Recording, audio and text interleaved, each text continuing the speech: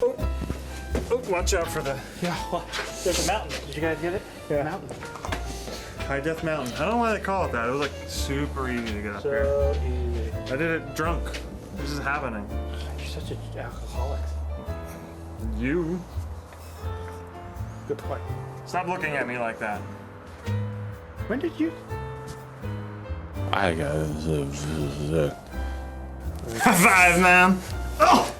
Ah! Ian? He's over there. Go get him. Oh yeah. Guess that's why they call it high death. Cool. Where's my beer?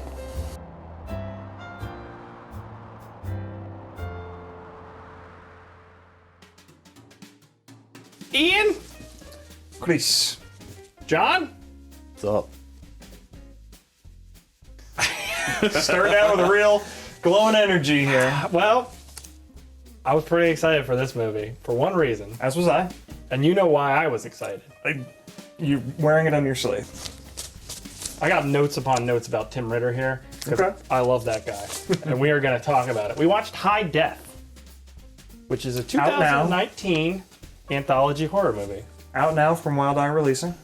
Yeah, and it's got a bunch of, well, a few people you might recognize from like straight-to-video 80s and 90s movies, as well as someone we know because we personally met them. Multiple people involved that we've met. I must have forgotten who they were. Really? Tony Goggles, of Yeah, course. Tony Goggles. Anthony Catanese. He directed the first segment, not the wraparound, but the first short in Yeah. this short horror film, and his producer slash editor slash makeup special effects person for this short, Sarah Casey. Okay. So we met them at the New Jersey Horror Con. Yeah, they were on the Film Festival. indie filmmaking panel. And they, And they were there he runs it or representing- something? I think they do together. Yeah. And they were there representing their production company, DIY Films. Right. And they're cool folks. So, we're going to dive into this and we're going to go through segment by segment. There's basically 5 different storylines in this movie with a wraparound. But Ian, I don't know how you want to start this, so let's go ahead and you do it. Well, I want to ask you first, before we get into it proper, this was put out by Nightfall Pictures. Yeah. Do you know what the deal is with this? Because these were shot all over the place, in LA, in New Jersey, in Missouri. How did all of these come together? Did you happen to do any research on that? Because I did none. I gathered from the credits Brad. of this movie that it could have been some kind of submitted contest type of a thing. No, it There were seemed, rules listed for the submissions. Oh, really? Yeah, listed in the credits. But to get Todd Sheets and Tim Ritter in the same... You shut your mouth. to get Todd Sheets and Tim Ritter in the same anthology feels like it was intentional to me. Okay. Because they're both like of the same ilk, I think. But yeah, there was like a list of 10 rules in the credits that sounded a little bit like... You watch the credits? Yes, I always watch the credits, Chris, because I love film. Don't Why make would fun they of me. post the rules in the credits? Like, Yeah, the I viewer don't doesn't know. give a shit about rules. I don't know. Oh, this is how I got to this movie. Well, technically. So in any case, we don't know what the deal is, but Yeah. we've got 5 shorts and a wraparound, like you said. So it's hard to sum up the movie, other than that it is horror. And it's very low budget. Yeah, but the quality ranges massively in this movie. To where there's like levels of complete incompetence to bizarre incompetence to like actually pretty decent. Somewhat confidence. Yeah. So But all of it's very low budget. all of it's very low budget. Yeah. So you got to buy into that kind of filmmaking if you're going to even give this movie a chance. Yeah. Which luckily We did. we do. So This is our jam. This is what we do here. let's start with the wraparound story, which is directed by Brad Sykes. Brad Sykes. You were supposed to jump in. I'll just edit it like you, Okay. but now I can't good plan. because I pointed it out. Yeah, leave it all in. It's all in. John, would you like to describe the wraparound for us? Now you may speak. Thank you. The wraparound. It kind of made some sense with these two It's girls. called Terror Tour. Yes, the Terror Tour, and scanning a QR code takes you to some random spot where they watched a movie, but don't really show where. Yeah, it's not like they're walking into a theater, but the one, so it didn't really flow. Yeah. And because they walked out of the scene, and all of a sudden it's hardcore speed metal, and I'm like, Yeah, like I didn't even know The transitions Yeah. weren't the best. a little movie had started. Yeah. yeah. But Only thing because I think you and I are used to these from watching so many. Did I Yeah. think I pick up on it? I think the concept works for a wraparound Yeah, for an anthology. it's a good concept. The execution. This is probably the worst executed thing I've seen in this movie. I think It The wraparound? the wraparound. It reminded me fine. of a mid '90s clip show, Okay. like episode. Okay. It was just the way the transition. Okay, the scene would end, or the they movie just would kinda end, walk- and then it would be like just pick up where they left Yeah. off. It's like, wait, well, Yeah.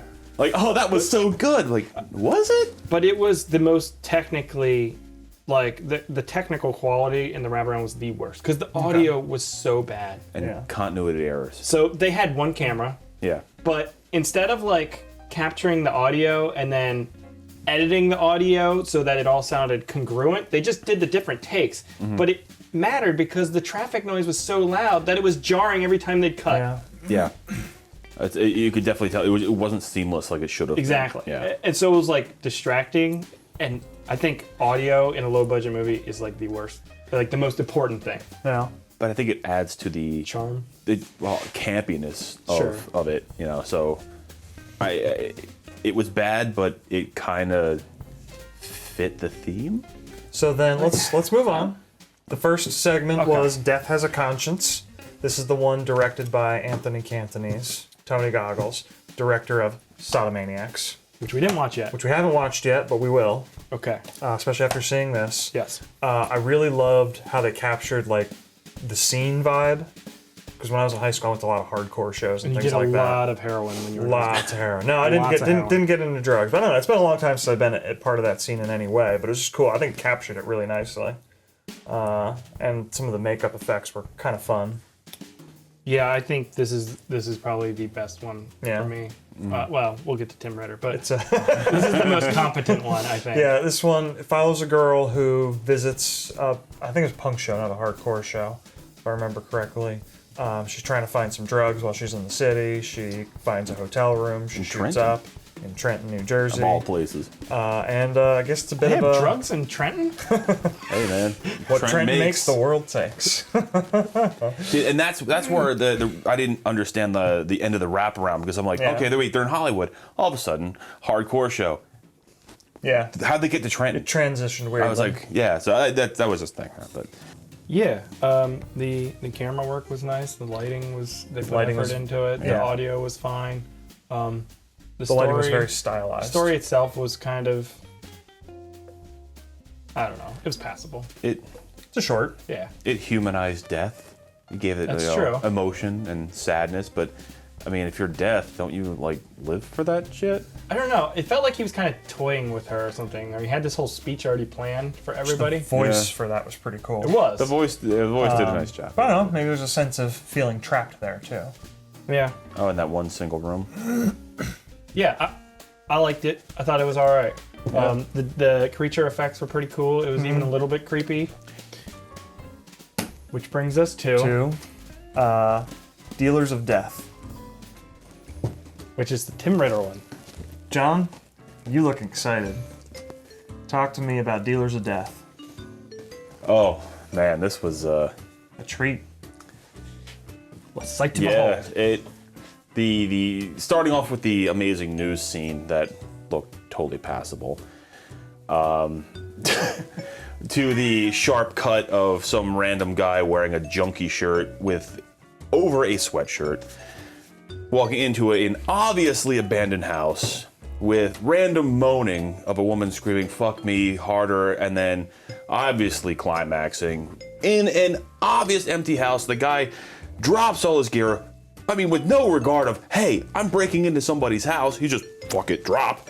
Picks up an obvious bag of confectioner sugar and fake money, walks out, and the guy's like, the guy with sunglasses and the trench coat, who obviously got dressed very quickly after banging this fake broad in an empty house, says, well, that's how you're gonna play? All right. And then you just see him smoke and then fade into black. Your standards were set way too high for this. But that's what made it hilarious to me. I'm like, I should be scared right now or a little bit on edge, but I'm just like, this is funny. I mean, That's Tim Ritter. that's comedy. His movies are absurd and funny and over the top. The bedroom scene between this tool bag bragging to this woman. On and on. I'm like, I couldn't hit fast forward because I'm like, what kind of dumbass statement is he gonna make next? You wanna rub this lock of hair all over you? I'm like, no. So the main character. She did because she's weird. I like that. Desperate. The main character, we come to find out, is a collector of Yeah. serial killer paraphernalia. The main item he's after is a digital camera, which a serial killer had used to film some of his depraved acts, and still has that footage on there. But it isn't just the footage, it's the camera he recorded it on. So he's clearly a collector. He stole the money to get the camera. He's got all kinds of other items. He's bragging about it to his girlfriend, who's clearly into it as well. Like, in a very sexual way. And they get themselves into a bit of a jam. They get into some hijinks. Little pickle. So every Tim Ritter movie I've watched features adultery or sex. Mm-hmm. He has this, so that's why I think they did he had the lady and like the sexual perversion in the movie. But And betrayal of a woman. betrayal, is a very common yeah, theme. in all of Tim Ritter's movies. But they're all like these serious kind of stories, but they're made so stupidly that they're funny. What capped it off though was it going from I don't know, like So the acting in this one You're gonna was shag. atrociously bad. It was by far the worst part out of anything in any of these. But I think you were expecting me to come into this with a real negative attitude. That segment was fun when I got, especially when I got to the effects. It was hilarious. 1970s continuity errors that made it that much better. So do you think that's intentional? That's what I'm trying to wrap my head around. Difficult to say. While I have a lot of respect for Tim Ritter, this is the first thing I've ever seen him do. It was too dumb and too amateur. Too amateur. I'm talking about like middle school amateur to not be on purpose. I've also never seen a Tim Ritter film, but I have watched the in-depth reviews that Chris and AJ and Mark have covered, so I feel like I know Tim Ritter films. Well, And for instance, this very much it was very much what I was expecting. Truth or Dare is way more competent, and this is from the 80s. However, it still has those moments of absurdity, like June 1st, 1985, perhaps? Yeah, exactly. They're like he like chainsaws a kid in half and stuff like that. Like it goes to extreme levels. But the brain thing was pretty extreme too. Yeah, but then you have moments where like a lady's in her hot tub, and then all of a sudden the killer just jumps from out of the hot tub. Like, how did he get there? It doesn't make any sense. Yeah. It's just stupid because he thinks it's funny. It is funny. And the sound effects where she was digging into the brain with the knife, it's like somebody was just in the back fisting like a pound of ground meat and just like, why? Good times. Good times. Look, it's master at at his work. craft, and we cannot. We can't It is not our question. place to judge. It's not our place to question. Man Mr. cannot Ritter, question the thoughts of God. Right. Mr. Ritter, if you were watching this, I drink to you for that likely will. pure gold that I just watched. I would completely get like people would be like, "This is so stupid," but for some reason, like it is stupid, but I think it's funny. And fun. It's hilarious. It was so bad that it was awesome. It was so bad. It was just wonderful, and I will watch that scene again because it was just so good. I should watch some other Tomb Raider. Oh God, I'm gonna have to now. The next short was Night Drop, directed by Amanda Payton. Yeah. I don't know what it is. Apparently, in 2019, you cannot make a anthology horror movie without one of them set in a VHS store. And I get it, it's the nostalgia of the collectible movies and the visiting the video store and checking out the cool artwork on the boxes and picking one out based on the artwork and then being totally disappointed when that cover doesn't reflect what's inside of that box. I miss Blockbuster. Where was that? Like that was a real video store, right? Looked like it. Yeah, we should have Googled that. I wouldn't be surprised if... Because I think it was called Family Video or something like that. They obviously didn't take the no. actual advertisements for the place off of it. Yeah. But I don't know, I thought maybe they just had like an empty building that they pushed stuff into. I don't know. I thought it was good though. I thought it was too much of like a ripoff of The Ring. Yeah, those scenes with the girl and the camera and all Fair that enough. stuff. I wrote that down. Somebody saw The Ring, or very Ring inspired. It was, yeah. But that footage, the gore footage that they played in the tape, That looked montage? way better than anything else in the short. So Oh, it made yeah. it I was I was seem wondering like if it that was like from something stock else. footage Yeah, from, It- you know, stuff that's I thought free it, use. I thought it ran a little too long though. for sure. Maybe instead of the minute, maybe minute and a half that it should have been maybe That was like the best part 20 of the seconds. short, though. Well, that's all you need. Like, okay, I'm watching this stupid gore film. Like, okay, what Where's now? it going? Yeah. Yeah. Yeah. I guess my only real complaint is that nothing that happened in that video was specifically very meaningful to the overall story. Like, it was all cool. Yeah. I liked it all. And the junkie coming up to the window spouting nothing about, nothing serious, but Satan. It really didn't make any sense to me. It wasn't any value added to the film. This one is probably Other than unsettling the main character a little bit. the production quality in this one is so. Like, there's moments they made. There's a scene where they're showing the TV, what the TV's showing, and it's so obviously just a picture on top of another picture that's like blurred in the back. Like, it's our skit level quality. Like, that's how much effort they put into that production. Like, it's just mind blowing to me. But Like, again, some of the effects there were fun. the practical effects with the monster and stuff are cool. I think that across the board for me, for this whole movie, the practical effects were often a good time. Yeah, I agree. The monster scene, or the whatever the hell that was, obviously, I mean that took inspiration straight out of the fuck is that movie with the Exorcist, when she just jams the person's head into her crotch, Oh yeah. and he's just like humping his face, and okay, that's cool. And then tosses him back. I thought it was cool that you could see the soles of his shoes behind him. Yeah, like Bent it's in bent in half. half. That was cool. That's cool. Didn't really show much though. It was kind of anticlimactic. The story was Somebody as well. climaxed. Hey-o! Your mom last night. Chris, it's her Sorry. fault. Wow, dude. Why would you talk about Megan like that? What the fuck's wrong with you? That one was okay. I liked It it. was okay. Yeah. It's not the worst, not the best. The next one was probably my least favorite, if I had to say. Directed by Brad Sykes, guy who did the wraparound.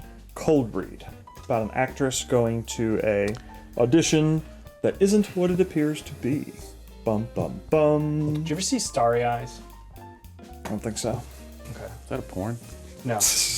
That's called I was like, well then no, I haven't seen necklace? it. What? that's called the brown. That's Starry, guys. Sorry guys. Starry brown eyes? Sorry brown eyes. We got there. We got there eventually. Just edited it so it sounds like we got it on the first try. No, but like the story seemed very familiar to me at the beginning Okay. because it's kind of like a struggling actress who goes to this audition and things seem a little off, and that's basically the storyline for this. Yeah. It was a long walk. It was a for long what walk it for ended a up being. really dumb. It was a perfectly fine payoff. It just didn't Yeah. need to drag on that long. I'll be honest, I fast forwarded through this one. You're You- so goddamn lucky. Bitch. Sorry. Yeah, the acting in this one was especially poor. I thought it was fine. Better than a Tim Ritter movie. I mean, I can see why Tim she's a Ritter. struggling actress. Well, yeah, Actus. but it wasn't. Actus. It wasn't. Cut. It wasn't funny though, like in the Tim Ritter one. It was just Yeah. kind of annoying. It was I depressing. don't know. I was felt for her. depressing. It was was depressing. just That's what really it was depressing. going for, to be fair. I don't like having hope for the characters in these movies. I except for the hope that they die eventually. But I was like, oh, maybe she'll get this part. Yeah, good for her. Women empowerment. And I'm like, fuck, this needs to end. Like, like just put her out of her misery. The fact that it was depressing means it was effective because it's supposed It to be. wasn't not that kind of depressing. This is like this is really just. I have to fast forward it. It's so bad. What was with the salad, by the way? I'm just gonna eat in front of you. Yeah, I'm sorry, but I gotta eat. The crunchiest food. Just and an example the of fake him being crunches. That was some crisp as- salad. He was I'll tell chewing you what. bones. Like, As we come to learn, it was all just an experiment. It wasn't an actual audition, and he was trying to specifically push her buttons. So, that's one way to get under somebody's skin. Either Sure. because I think it's rude, or maybe they have like a weird thing about hearing chewing, or It's true. Some trying to people do have distract that. her while she's acting. In any case, Yeah. This one just kind of got boring. went on longer than long and, yeah. it needed to. So the last one, Muse. The Muse The Muse. by Todd Sheets. What's that one about? Crazy orgy and painting. Crazy orgy painting, Orgy? eldritch Oh, gods, that's right. Cthulhu Yeah. stuff. A painter is painting something for what seems to be a demon. Yes. His muse. his muse. as it were. For what ultimate purpose we come to learn at the end. Which Death. this one had good effects. Yeah. Which I wasn't surprised by because this was the Todd Sheets one. He's They the effects guy. they wrapped it up with actually a polished turd.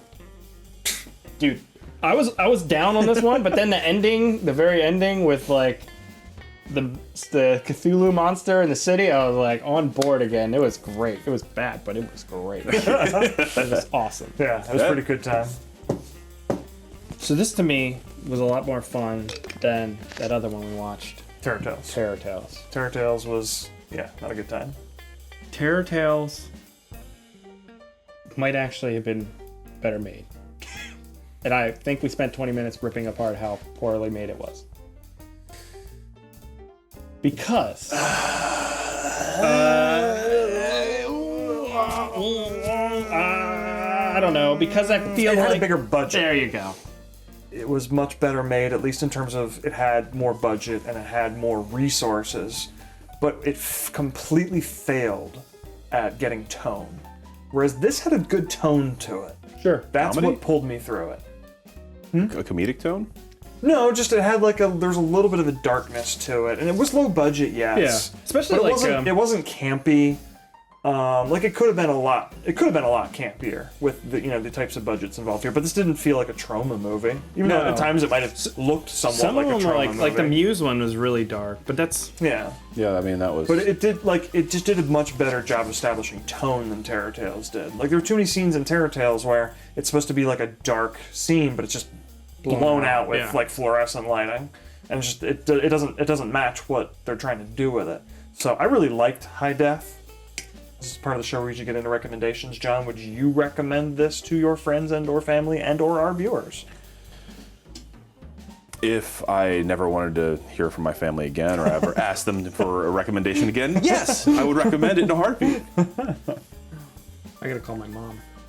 I mean, you have Would to you recommend this Yeah, one, you have to Chris? know what you're going in here for. Like, Yeah. you have to set your expectations accordingly. I think it's a fun time if you know that it's gonna be a schlocky. This movie is certainly not for everybody, but it is absolutely for the types of people who watch our show, especially the horror-minded people who watch our show. I'm glad I set my expectations too high on this because it yeah. it really just made for a great experience. Now, I will Like, say, we covered this at the perfect timing.